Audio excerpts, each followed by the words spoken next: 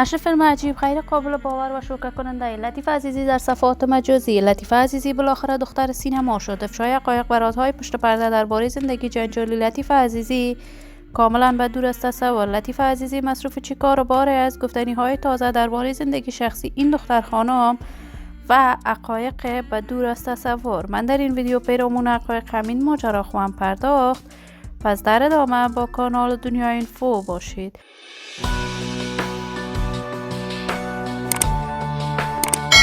سلام و سلامتی نثار تک تک از شما دوستان و همراهان ارجمند کانال دنیا اینفو. شما را خوش آمدید میگم به یکی دیگر از ویدیوهای جذاب دیدنی این کانال. اگر دوست عضو کانال دنیا اینفو باشید، پس برای حمایت بیشتر از این کانال علامت سابسکرایب را فشار دهید تا بیننده ویدیوهای جذاب دیدنی کانال دنیا اینفو باشید.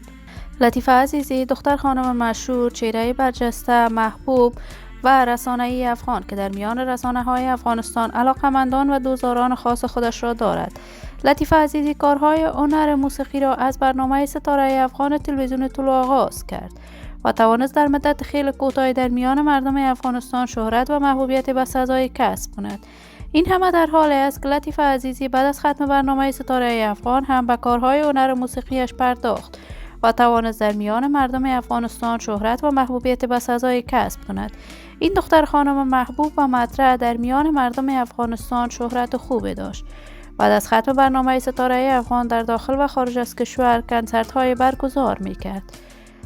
لطیف عزیزی بعد از تحولات سیاسی حاکم در افغانستان رخت مهاجرت به کشور امریکا بست.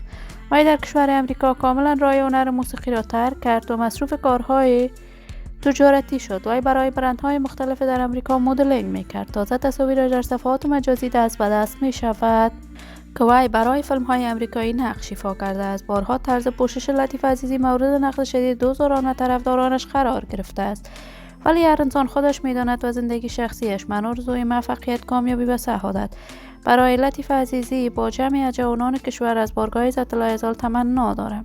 عزیزان و همراهان ارجمند کانال دنیا اینفو، شما هم نظریاتتان را در بخش کامنت با من شریک بسازید. این ویدیو را با علاقه‌مندان و دوستان لطیف عزیزی به اشتراک بگذارید.